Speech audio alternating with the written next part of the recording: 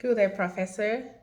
Today I'll be talking about lifespan growth and development with a focus on three main topics: psychology, developmental psychology, and the role of peers in middle and late childhood.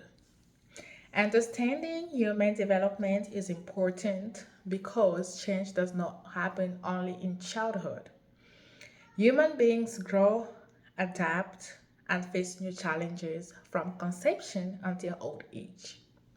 Psychology helps us understand these changes by studying the mind, emotions, and behavior. I will begin by defining psychology, then developmental psychology, and finally I will explain how peers influence children during middle and late childhood. Psychology. What is psychology?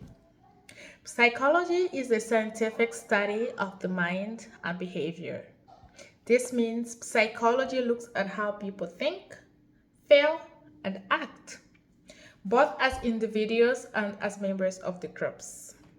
It tries to explain why people behave in certain ways,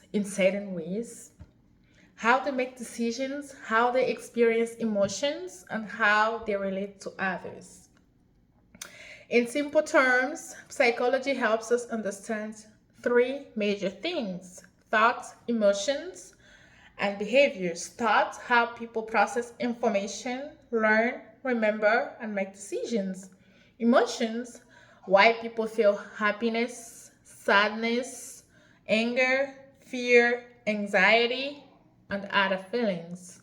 Behaviors, how and how and why people act the way they do in different situations. Psychology is a broad field and it includes several important areas. Key areas within psychology.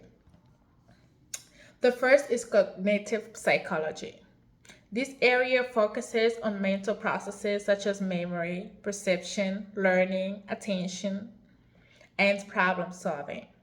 Cognitive psychology study how the brain takes in and process information. The second is developmental psychology.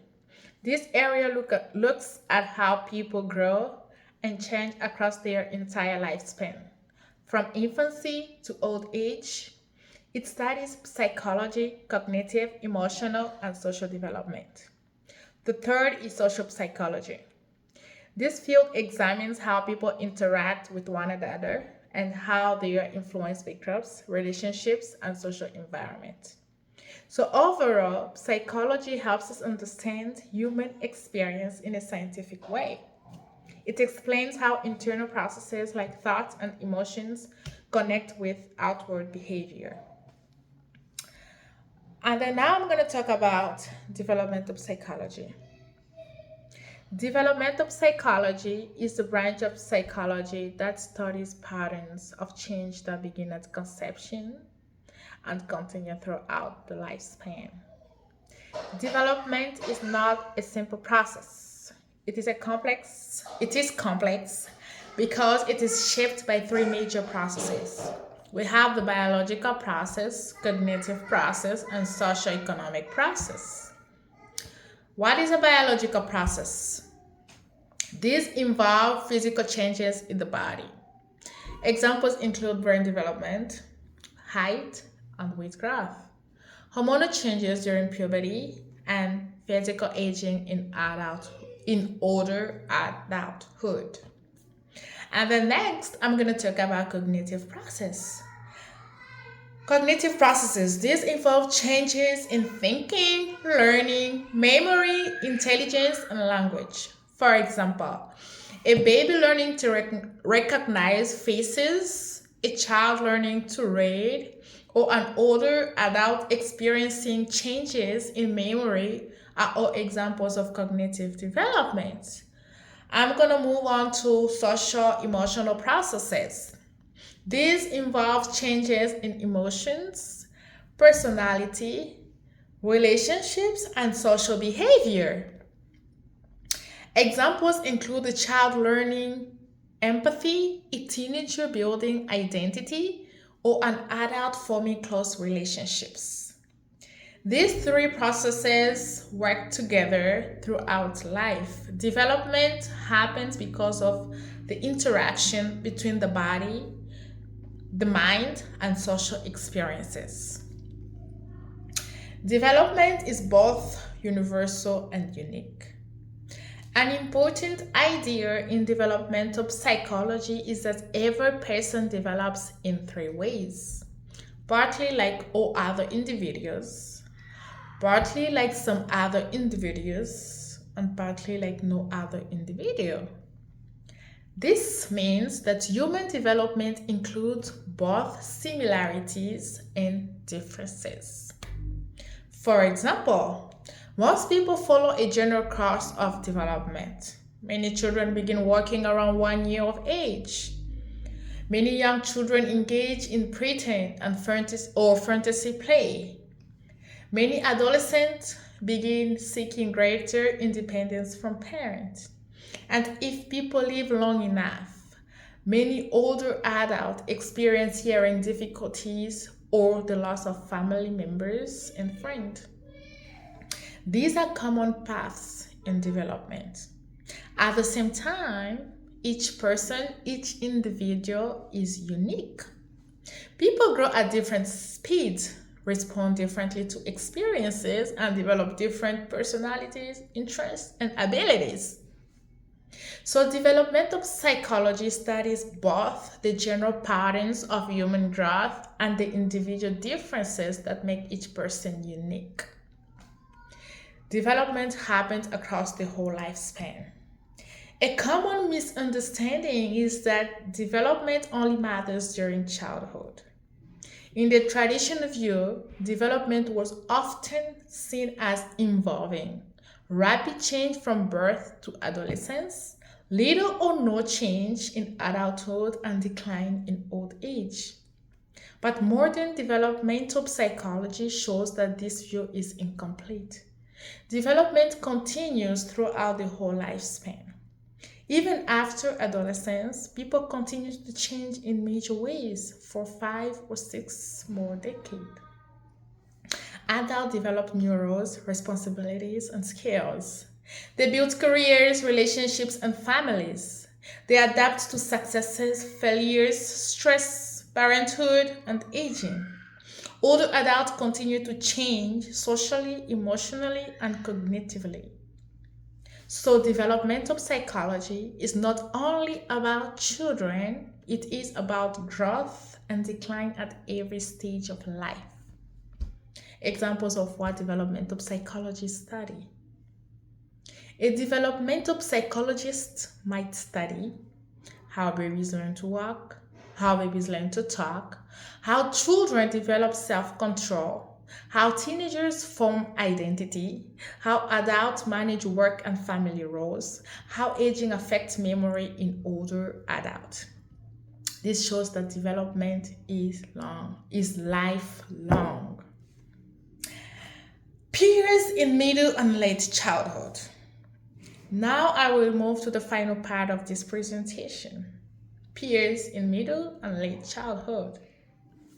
Peers are people who are about the same age or developmental level. During middle and late childhood, peers become increasingly important in a child's life. They influence social, emotional, and academic development. Middle childhood. Middle childhood usually refers to the period from about 6 to 12 years. During this stage, children begin spending more time with peers. School, play, and group activities give children regular opportunities to interact with each other, with others of their own age. As a result, peer relationships become a central part of a daily life. Unlike adult-child relationships, peer relationships are usually more equal. This equality is important because it gives children opportunities to learn and practice important social skills. Through peers, children learn cooperation, communication, sharing, conflict resolution, teamwork, group belonging. When children interact with peers, they begin to understand, to take turns, negotiate rules, manage disagreements, and work together toward common goals. They also become better at reading social cues, understanding other people's intentions, adjusting their behavior in groups. These are essential skills for healthy social development. Friendship in middle childhood. Friendships become more meaningful during middle childhood. At younger ages, children may call someone a friend simply because they play together. But in middle childhood, friendship starts to involve more than shared activity. It begins to include trust, loyalty, support, and reciprocity. A reciprocated friendship is a friendship in which both children see each other as friend. These mutual friendships are very important because they are linked to higher self-worth, stronger social confidence, better emotional adjustment, stronger identification with peers. Children who have supportive and mutual friendships often cope better with stress and loneliness. Friendship quality matters a lot. A positive friendship can act as a protective factor. It can reduce feelings of loneliness and help children adjust better at school and in social settings. On the other hand, children who are rejected by peers or who struggle to make friends may experience low self esteem, loneliness, anxiety, difficulty adjusting socially, possible later psychological difficulties. So, the presence or absence of healthy peer relationships can have a major effect on development. Peer groups. In middle childhood, peer groups are often same sex groups. Boys often spend more time with boys, and girls often spend more time with girls. Children also begin to form more stable friendship circles and cliques. These groups can provide companionship and the sense of belonging. Being accepted into a group can strengthen a child's identity and confidence. However, peer groups can also create pressure to fit in.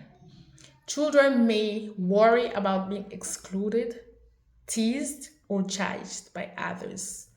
This shows that peer influence can be both helpful and stressful.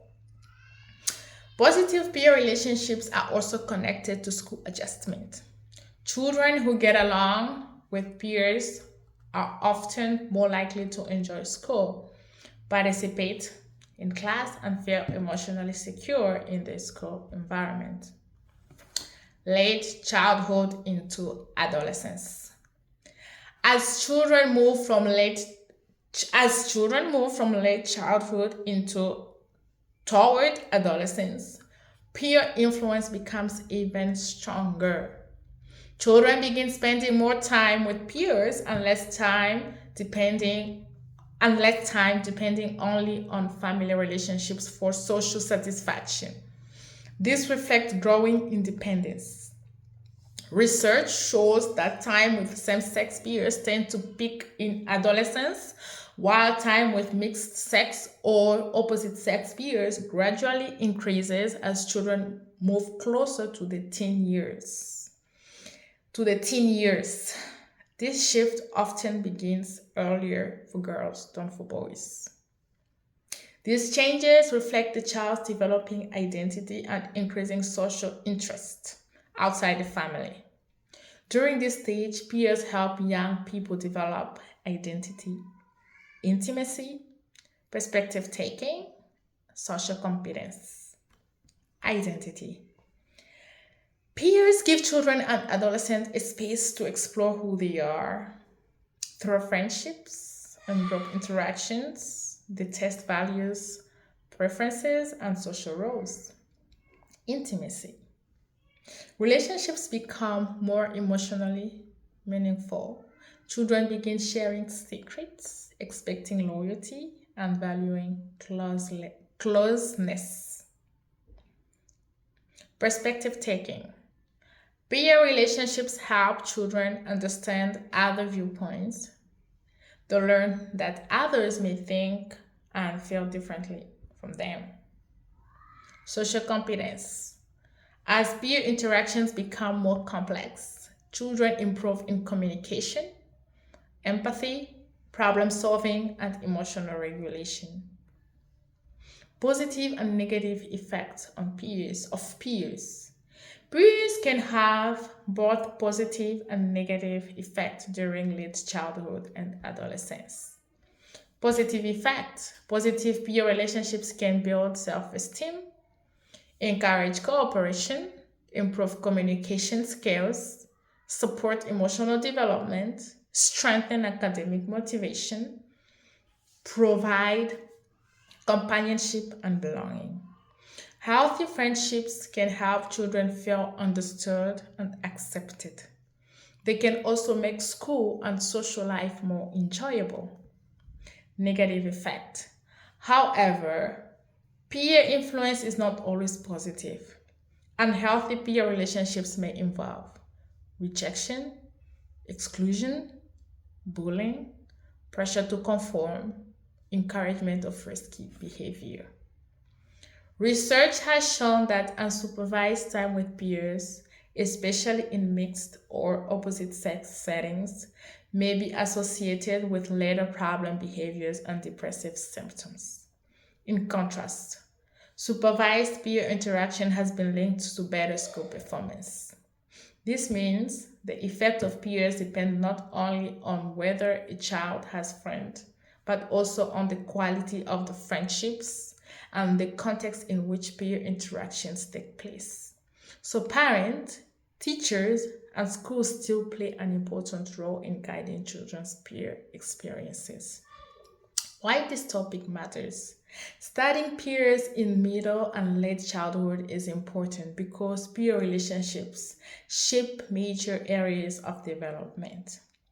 They influence how children see themselves, how they manage emotions, how they communicate with others, how they perform in school, how they develop confidence and identity. In other words, peers are not just people children spend time with. They are powerful agents of development. The experiences children have with friends and peer groups can leave lasting effects that continue into adolescence and adulthood. To conclude, psychology is the scientific study of the mind and behavior. It helps us understand thoughts, emotions, and actions. Developmental psychology is the branch of psychology that studies how people change throughout the lifespan. Development begins at conception and continues through childhood, adolescence, adulthood, and old age. These changes involve biological, cognitive, and social emotional processes. One important area of development is the role of peers in middle and late childhood. During these stages, peers become increasingly important for social, emotional, and academic development. Through peer relationships, children learn cooperation, communication, empathy, conflict resolution, and identity formation. Positive friendships can improve self esteem and school adjustment, while negative peer experiences can create emotional and behavioral difficulties. Overall, peer relationships are a major part of human development and help shape the person a child becomes. Thank you for your attention.